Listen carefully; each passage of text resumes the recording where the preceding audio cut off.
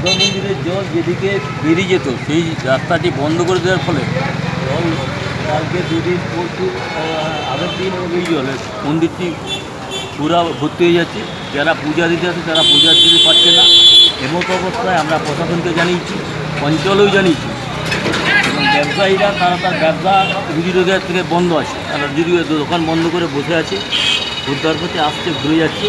এমতো অবস্থায় প্রশাসন এবং অঞ্চলের ক্ষেত্রে আমাদের কমিটির পক্ষ থেকে অনুরোধ, যাতে জলটি নিষ্কাশনের ব্যবস্থা অতি সত্বর করা হয়, তার জন্যে আমরা কমিটির পক্ষ থেকে অনুরোধ রাখছি।